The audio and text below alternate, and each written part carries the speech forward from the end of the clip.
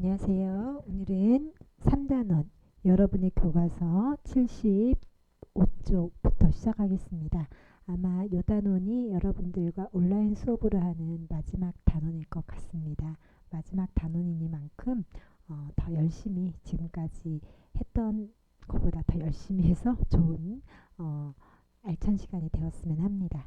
자, 지금 2단원의 내용은 여러분들이 배운 것처럼 말하기, 듣기, 읽기, 쓰기에 여러분 생활 속에서 실천해야 될 부분이 굉장히 많았다라는 거 기억하죠? 2단원의 내용을 여러분들이 잘 기억하면서 여러분들이 일상생활에서의 어떤 언어 생활을 잘 다듬어 나가서 성숙한 어른으로 자라났으면 합니다. 3단원은 문학으로 그리는 삶이라는 단원이에요. 문학 단원인데 소단원이 4개가 나오죠. 학교종 자꾸 나오네. 첫사랑, 9컬레, 구두로 남은 사내, 결혼, 반통의 물입니다. 자, 요 단원에서 대단원에서 뭘 배울지 여러분 한 장 넘겨보세요. 76쪽입니다. 대단원에서 배울 내용은 이렇게 잘 안 보이니까 한쪽 보게 해줄게요. 네. 자, 이 단어는 여러분 문학 단원인데 여러분들이 이 단어는 문학 갈래의 특성을 아는 거예요. 문학 갈래 여러분들 초등학교, 중학교 때 시, 소설, 수필, 희곡이라고 배웠죠, 그죠? 그 갈래들이 각각 형상화, 작가가 나타내고자 하는 것을 어떻게 형상화하는 방법이 있는가 이런 걸 배워보고요. 그 다음 문학작품은 그 작품 전체가 하나의 유기적인 구조물이다라는 것을 이해하고 그 작품의 유기적 구조를 파악하는 것, 그리고 여러분의 경험과 생각을 담아서 성찰하는, 정서를 표현하는 글을 한번 써보는, 여기까지 된다면 굉장히 훌륭하게 공부를 한 거예요. 이 단어는 요건 내용 단원이에요. 국어에서 문학의 내용적 단원이기 때문에 여러분들이 정리하고 이해해야 할 것들을 잘 이해하고 넘어가면 이 작품 외에 다른 작품들까지 확장해서 이해할 때 여러분들이 문학이라는 것을 이해할 때 도움이 되지 않을까 생각합니다. 77쪽 볼게요.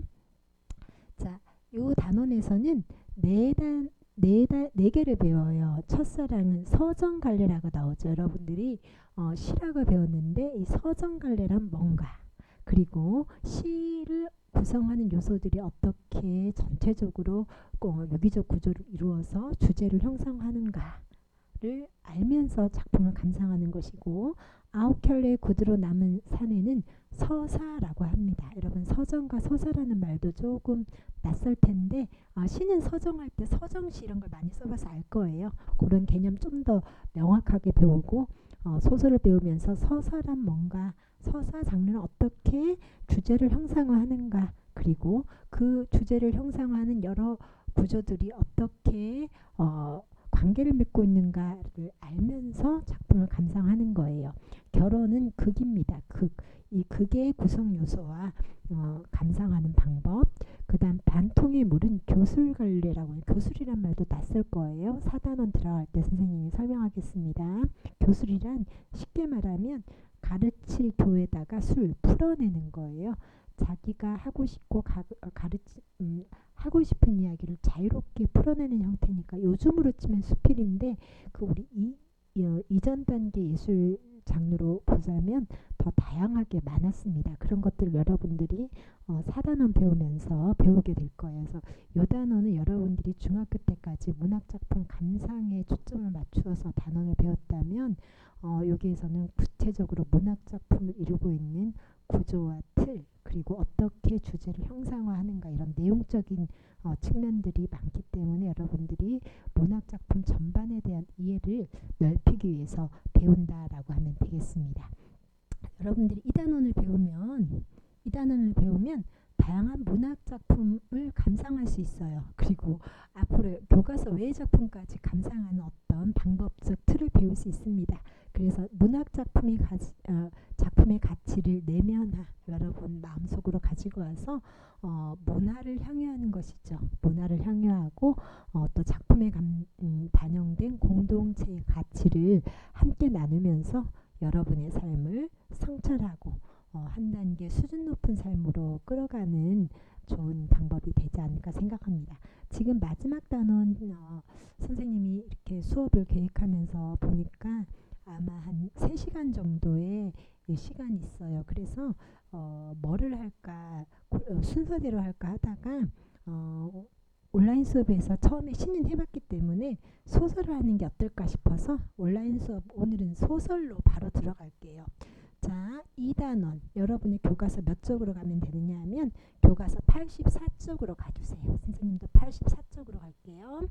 자, 앞에 시는 수업하면서 선생님이 활동할 게 또 있어서 교실 수업을 하고 84쪽 아홉켤레의 구두로 남은 산에 바로 2단원으로 갑니다. 1단원 학교 오면 간단하게 시도 배우고 활동한 것도 있기 때문에 교실에서 할 거예요. 자, 아홉켤레의 구두로 남은 산에 혹시 읽어본 사람 있을까요? 선생님 생각에 별로 없을 것 같아요.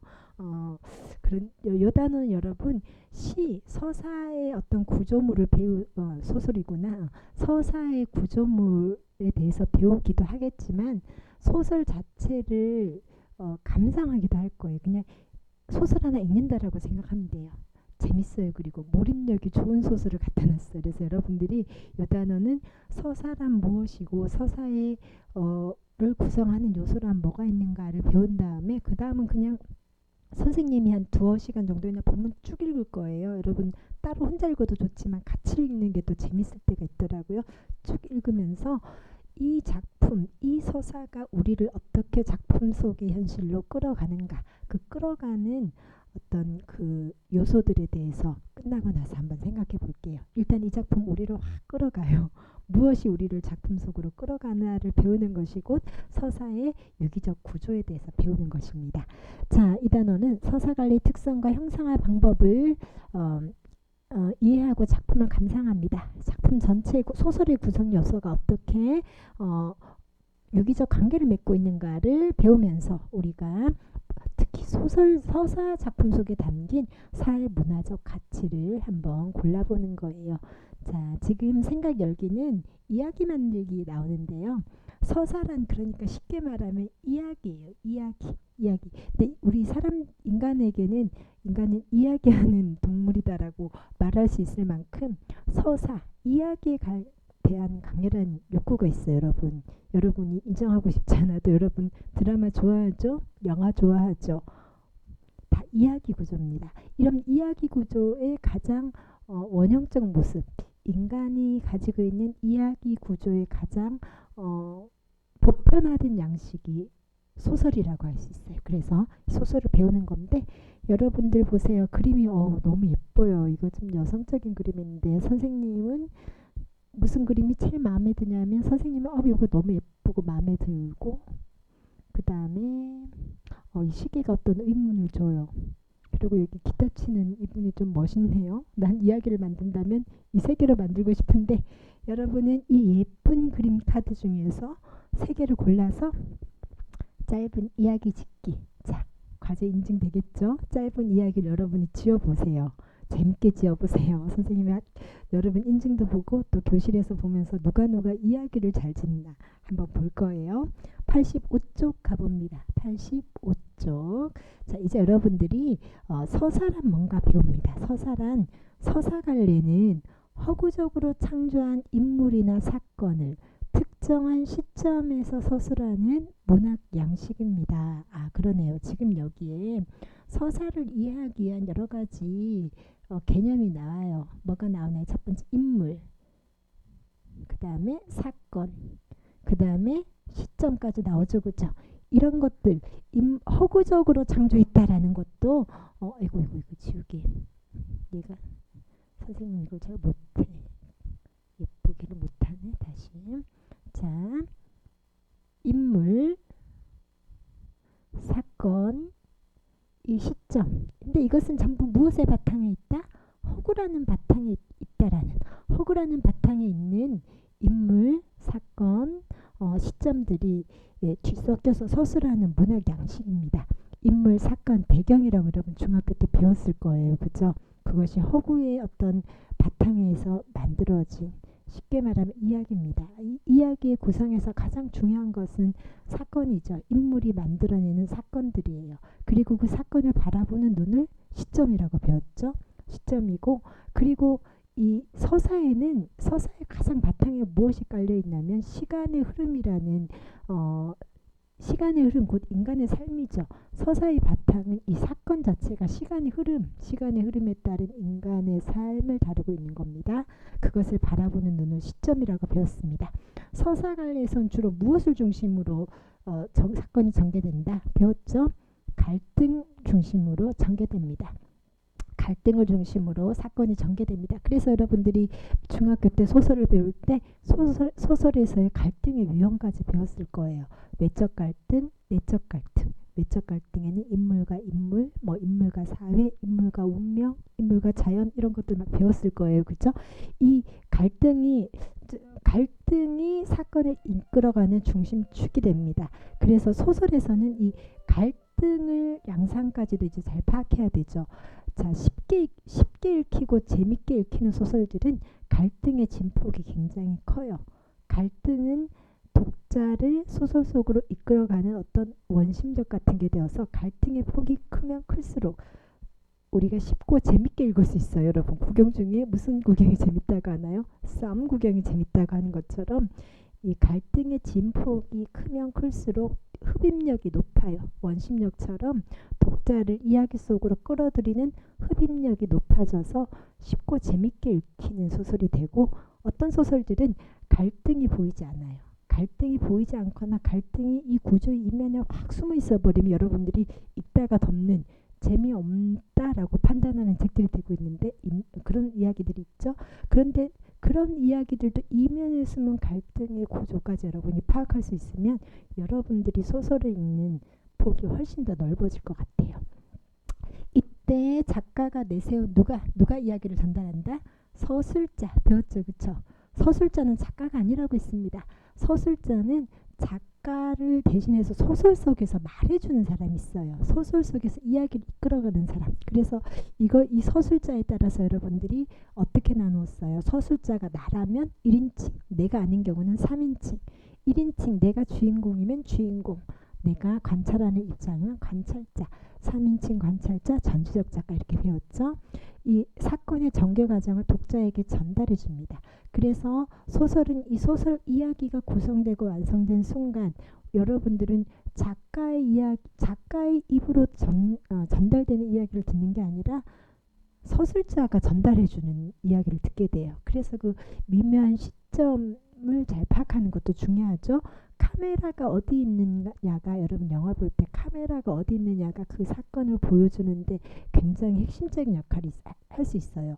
관객이나 독자 입장에서는 지금 카메라의 위치가 어디 있구나, 소설에선 그것이고 시점이에요. 카메라가 어디 있구나가 소설에선 시점인데 그 위치를 파악해버리면 독자가 작가가 어떤 이야기를 어떻게 보여주고 싶어 하는지를, 그 원리를 파악하기 할 수 있기 때문에 작품 이야기가 쉬워지죠. 그래서 중학교 때 소설을 배울 때 꼭 시점을 배운 거예요.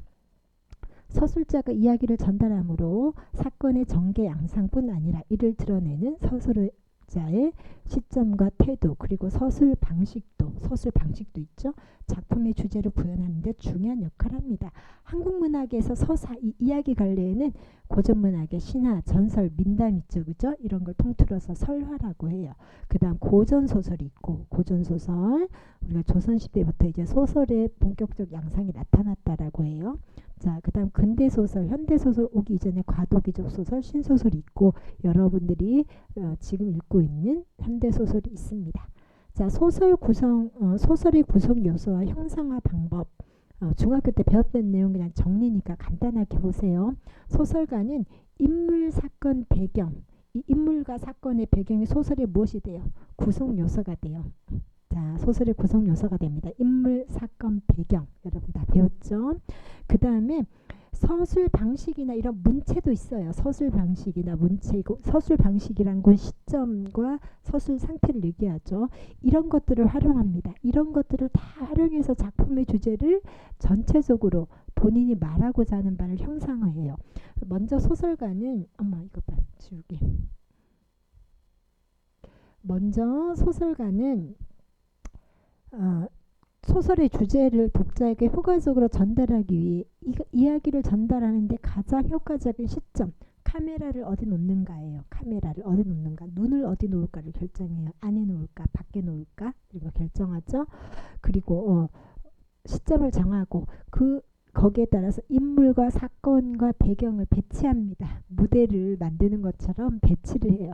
그 다음에 소설 속 사건을 자신만의 문체, 아주 흡입력 있는 문체를 가진 작가들이 있어요. 지금 여러분들이 배우는 이런 윤은길 같은 작가도 아주 섬세한 묘사와 흡입력 있는 문체를 사용하시는 분인데, 그래서 독자를 싹 빨아들여요. 여러분 재밌게 읽을 수 있을 것 같아요.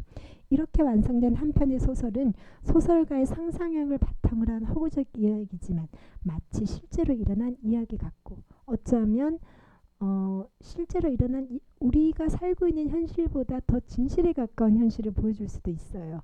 여러분이 발딛고 있는 이 삶의 공간이 있고 선생님이 발딛고 있는 삶의 공간이 있죠. 이런 삶의 공간은 대표성을 띌 수도 있죠. 소설가가 형상화하려고 하는 이 주제는 그 삶의 공간에서 가장 대표성 있는, 또는 작가가 딱 표현하고 싶은 어떤 문제적 현실을 반영하고 있기 때문에 어쩌면 우리가 발디디고 있는 현실보다 훨씬 더 진실에 가까운 현실일 수도 있어요. 허구진. 그래서 소설은 개연성 있는 허구다라는 말 들었죠. 그럴듯한 허구다. 개연성 있단 말은 그런 뜻인데 어쩌면 진실에 가까운 허구이다, 이렇게 말할 수 있겠습니다. 자, 처음 여러분들이 서사 관리를 이야기하라고 해서 선생님이 설명이 길었어요. 본문 필기 내용은 여러분들이 여기 앞부분에서 서사 이런 것 우리 본문에 줄거쓰면 필기 안 해도 돼요. 소설 구성 방법, 인물 사건 배경, 서술 방식과 문체, 이런 것들이 종합적으로 주제를 형상화한다라고 배웠죠. 그죠? 그러면 여러분들이 읽을 이런 소설에 대해서 배우기 위해서 읽을 작품 9켤레의 구두로 남은 사내입니다. 자, 여러분 문학작품 감상할 때 처음 1단원에서 문학작품 감상하기 위해서 작가, 독자, 시대적 배경, 그 작품 내부의 구성 요소를 다 알아야 된다고 했죠. 이 작품도 여러분들이 그냥 읽으면, 배경 지식 없이 읽으면 좀 어려워요. 여러분들이 앞으로 문학 작품을 공부할 땐 그래서 약간 지식적인 내용을 알면 작품을 처음 보더라도 이해하기가 되게 좋아요. 이 윤은길 작가는 몇 년대? 1970년대. 한참 전이에요. 여러분이 느끼기에는 한참 그냥 전이기 때문에 피부로 와닿지 않을 수 있습니다. 그렇지만 이 이야기도 오늘날 우리에게 전해주는 바가 있어요. 그리고 그 시대 사람들의 삶을 이야기해주는 한 중요한 바탕이 되기도 합니다. 그래서 시대적으로는 언제를 배경으로 했다라는 걸 이해하세요. 1970년대. 자, 빠른 산업화 속에서 소외된 사람들의 삶을, 벌써 주제를 말해줘 버렸네요. 산업화 속에서 점점 소외됐다는 것은 주변부로 밀려났다, 주인이 되지 못한다, 이런 뜻이죠. 주변부로 밀려나고 주인이 되지 못하는 사람들의 삶을 그리는 소설입니다. 이 소설에 사용된 서사관례 형상화 방법과 이를 통해 드러나는 주제, 서사관례, 여러분들이 요단원에서 무엇을 배우라는 거죠? 서사는 어떻게 형상화를 하는가, 그 다음에 이 작품의 주제는 뭔가. 자, 이런 걸 파악하려고 그러면 일단 작품을 읽어야 돼요. 일단 읽어야 되는데, 여기 뭐 전체 줄거리도 나오고 등장인물도 나오지만 이런 거 보기 전에 여러분들이 본문을 읽으면서 그냥 파악해보는 것도 괜찮아요. 자, 작가에 대해서는 여러분들이 앞으로 고등학교에서는 문학작품의 적용의 폭이 중학교 때보다 훨씬 넓어져야 돼요. 훨씬 넓어져야 되기 때문에 이 넓어지려면 작가를 아는 게 도움이 돼요. 윤은길이라는 작가가 어떤 사람인가 라는 걸 알면 여러분들이 장마나 완장, 황혼의 집 이런 걸 그냥 처음 접해도 대충 조금 알게 돼요. 이게 표현론적 관점이죠. 그죠? 그래서 작가를 좀 알아야 돼요. 작가 소개 봐볼까요? 자, 이분은 전라도 출신이시네요. 그쵸? 사범학교를 나왔으니까 거의 선생님이 될 뻔하셨네요. 자, 지금 여러분들이 배우는 이 9켤레의 구두로 남은 사내, 이 작품으로 한국문학작가상을 수상하셨습니다. 장마, 완장 이런 소설들도 우리 사회의 단면을 굉장히 잘 보여줍니다. 독특한 리얼리즘 기법이라고 하는데, 리얼리즘 기법이란 게 이분의 작품은 당대의 삶의 현실, 삶에서 뭐랄까 문제화된 현실의 삶을 리얼리즘 그대로 반영해주는 기법을 많이 쓰셨다라고 생각해서 현대사회 모순, 우리 한국 사회 급격히 산업화가 일어난 한국 사회, 그리고 분단과 전쟁, 독재 정권의 시기를 지내던 한국 사회의 그 모순이 있을 수 있죠. 그런 것들을 비판적으로 통찰한 작품을 많이 쓰셨습니다. 여기 진짜배기, 요즘 진또배기 많이 나오죠. 완장에 나오는 한 구절을 잘 표현하고 있네요. 1942년생이시죠. 1942년생이니까 연세가 네, 연세 좀 되십니다. 그래도 70년대에 한참 젊으신 시절에 아주 우리 문학사에 족적을 남길 만한 작품들을 발표하셨어요. 자, 선생님이 지금부터 다음 2시간은 책 읽어주는 사람이 될 수 있어요. 책 읽어주는 거, 어렸을 때 엄마가 책 읽어주는 것처럼 그냥 읽어준다라고 생각하고 같이 책 읽어보도록 하겠습니다. 오늘 한 25분 정도까지 선생님 읽을 수 있는 데까지 읽어볼게요. 앞부분의 줄거리. 초등학교 교사인 나가 나오죠. 나는 새빵살이를 전전하다가 개발이 진행 중인 한 도시 주택가에 집을 장만하고 문간방에 새를 놓는다. 자, 인물 하나 나왔네요. 소설의 구성요소 인물 있었죠. 인물 누구 있어요? 나입니다. 나. 자, 여러분 지금 그러니까 이 소설은 이야기를 해주는 사람이 누구예요? 나죠. 내가 이야기를 진행하면 여러분 소설에서 몇 인칭이라고 배웠나요? 몇 인칭? 나니까 1인, 글씨가 안 예뻐요. 여러분 예쁘게 쓰세요. 1인칭입니다. 그러니까 이 작품은 1인칭의 시점에서 1인칭이란 카메라가 사건을 조명해줘요. 근데 이 1인칭이 주인공인지 관찰자인지는 아직 모릅니다. 개발이 진행 중인 한 도시주택가. 개발이 1970년대에 이제 우리나라 그 막 개발 도시화가 이제 한참 진행됐죠. 그죠? 지금은 거의 시골이 우리나라 인구가 많지 않아요. 할아버지 할머니들 돌아가시면 그 시골을 누가 지킬까 싶을 정도로. 그렇지만 70년대만 해도 아직은 시골 인구가 더 많을 때였고, 이 시골 인구들이 도시로 막 흡수되던 시기니까 도시가 막 확장될 때죠. 자, 이것은 뭐가 돼요? 개발이 진행 중인 한 도시 주택가가 소설에 무엇이 된다? 인물 사건 배경 중에 배경이 되겠죠. 배경 적어주세요. 안 예쁘게 적히네. 배경이 됩니다. 배경이라고 적어주세요. 주택가에 집을 장만하고 문간방에 새를 놓습니다. 이 방에 누가 와요? 권씨. 권씨라고 제시되는 거 보니까 주요 인물이다라는 거 나오죠. 그죠?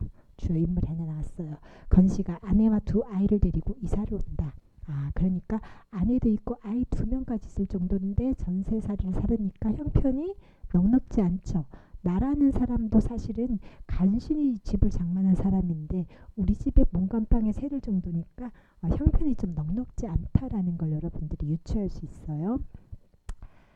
권씨 가족은 통보도 없이 이사 오기로 한 날보다 앞서 이사를 왔대요. 그러니까 생각해보면 뭔가 급하게 와야 되는 상황이에요. 하루라도 딱 있을 곳이 없어서 급하게 왔어요. 약속한 전세금마저 다 내놓지 않아요. 이렇게 보면 좀 뻔뻔한 사람 같은데 이상하죠? 게다가 권씨 아내는 또 아이를 또 임신한 상태예요. 셋째를 가졌나 봐요. 권씨는 이불 보따리 하나와 치사 도구뿐인 궁색한, 가난해 보이는 그쵸? 궁색한 살림살이 속에서도 여러 켤레의 구두만큼은 소중히 여기며 깨끗하게 닦아놓았대요. 그게 조금 사람이 너무 자기 주제 파악을 못하나? 라고 생각할 수도 있어요. 이 사람은 도대체 구두 지금 전세금도 못 내는 판에 구두를 아주 매일 아침마다 닦는 게 일이에요. 이 사람은 먼지 없이. 권씨가 이사 온 며칠 뒤 이순경이 나를 찾아와, 이때는 경찰관을 순경이라고 했어요. 권씨가 전과자이니 그의 동태를 살펴달라는 부탁을 한대요. 그리고 이 권씨가 심상치 않은 인물이에요. 그러던 어느 날 나는 학생 집에 가정 방문을 가다가 공사장에서 일하던 권씨를 우연히 만납니다. 이 사람이 무슨 일을 하는지도 몰랐는데 보니까 공사장에서 일을 하시는 분이었어요. 자, 그러니까 권씨는 어떻게 보면 자신의 처지를 이 집주인에게 좀 잘 열어주지 아니었죠. 베일에 가려진 인물이었는데 보니까 좀 수상스러워요. 전과도 있다고 하고 일도 일정한 직업이 없어가지고 막리를 하고 있어요. 그날 밤 술에 취해 들어온 권씨는 집을 마련하기 위해 분양받았던 땅 문제로 정부 정책에 항의를 하다가 소요의 주동자로 몰려, 소요는 요즘으로 치면 뭐야, 이 집회 있죠? 집회, 데모 같은 집회로 몰려 징역을 산 자신의 과거를 털어놓는다. 그러니까 권씨는 평범한 사람이었어요. 평범하게 살던 사람인데 이제 집 마련하기 위해서 이제 땅을 어떻게 샀나 본데 그게 정부 시책하고 맞지 않았나 봐요. 그런데 70년대, 60년대 이때만 해도 지금은 뭔가 개인을 존중하는 우리 사회도 많이 성숙해졌어요. 개인의 이것을 존중하는 사회가 됐지만 그때만 해도 국가 권력의 힘이 막강했기 때문에 개인의 권리가 많이 억압됐죠. 이 사람이 보니까 좀 억울하게 그냥 보니까 좀 많이 억울하게 징역을 살아버린 것 같아요. 근데 우리 사회에서는 징역을 살았다라고 하면 여러분 조심해야 돼요. 만약에 내가 전과자다라고 하면 여러분들이 취업할 때 저기 신원조회를 합니다. 신원조회를 해서 전과자다 그러면 회사에서 많이 꺼리겠죠.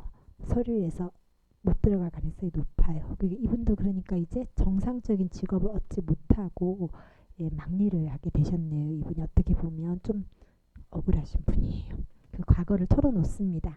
얼마 뒤 집에서 아이를 낳으려던 권씨의 아내는 진통이 길어져 한밤중에 병원으로 옮겨집니다. 이게 지금 그러니까 사건이 나오네요. 그죠? 오늘 86쪽까지만 읽겠습니다. 오후 수업이 시작된 바로 뒤 뜻밖에도 권씨가 나를 찾아왔다. 때마침 나는 수업이 없어 교실에서 잡담이나 하고 있는 중이어서 수희로부터 연락을 받자 곧장 학교 정문으로 나갈 수가 있었다. 바쁘실 텐데 이거 죄송합니다. 권씨는 애써 웃는 낯이었고 왠지 사람이 전에 없이 퍽 수줍어 보였다. 좀 당당하지 않아요? 나는 그 수줍음이 세 번째 아이의 아버지가 된 데서 오는 것일 거라고 좋은 쪽으로만 해석함으로써 연락을 받는 그 순간에 느낀 불길한 예감을 떨쳐버리려고 했습니다. 자, 소설에서는 앞에 사건을 암시를 잠깐 해주죠. 우리 드라마도 보면 다음 회 보기 전에 이렇게 마무리 부분에 뭔가 암시를 딱 하면서 주로 끝을 내죠. 그죠? 여기도 암시가 있나요? 앞으로 뭔가 좋은 일이 있을 것 같아요? 안 좋은 일이 있을 것 같아요? 안 좋은 일이 있을 것 같아요. 나는 연락을 받는 순간에 느낀 불길한 예감이 있어요. 이런 걸 보고 소설에서 뭐라고 하나요? 앞일을 예견해준 이런 걸 보고 복선, 이게 글씨가 복선이라고 하죠. 그렇습니다. 여러분 오늘은 여기까지 읽을 거예요. 오늘 여러분들이 배운 내용은 3단원에서 4가지 장르의 문학을 다 배울 것이다 라고 배웠고, 서사 장르, 서사란 무엇인가, 서사의 구성요소, 인물, 사건, 배경, 그리고 또 거기에 더해서 서술자나 시점, 문체 이런 것을 다 동원해서 작가가 주제의식을 형상화한다라고 배웠습니다. 그리고 그런 것을 우리가 한번 감상해 보기 위해서 잘 짜여진 하나의 유기물과 같은 소설인 아우클레의 구두로 남은 사내를 지금 읽고 있는데 내가 나왔기 때문에 나라는 진술이 나오면 시점, 이야기의 시점이 작품 안에 있어요. 그런데 여기 보니까 이 소설은 나에 대한 이야기가 아니라 누구에 대한 이야기라는 거 보이나요? 문제적 인물 나오죠. 이 소설에서 문제적 인물이라 그래요. 소설에서는 주로 주인공이 되는 사람들은 아무 문제 없는 사람이 주인공이 되지 않아요. 뭔가 무언가 흔들리는 사람이 주인공으로 나와서 그 흔들림의 가운데에서 어떻게 갈피를 잡을 것인가 우리에게 질문을 던져주죠. 그런 사람들이 문제적 인물이라고 하는데 권씨가 나왔습니다. 자, 내가 권씨에 대한 이야기를 하고 이 소설의 가장 중요한 사건의 핵심은 바로 누구라는 게 오나요? 권씨죠. 그럼 여러분 이 소설은 몇 인칭, 무슨 시점? 1인칭 관찰자의 시점으로 사건을 전개해 나간다라는 게 보이죠. 작가가 나라는 눈을 내세워서 권씨에 대한 이야기를 해줍니다. 이 권씨에 대한 사건이 앞으로 어떻게 진행되는가를 보면서 여러분들이 작가는 무슨 얘기를 하고 싶었나 라는 것을 배우도록 하겠어요. 다음 시간에 선생님하고 본문을 쭉 읽어 나가겠습니다. 그러면 다음 시간에 만나겠어요. 어머. 왜 이래?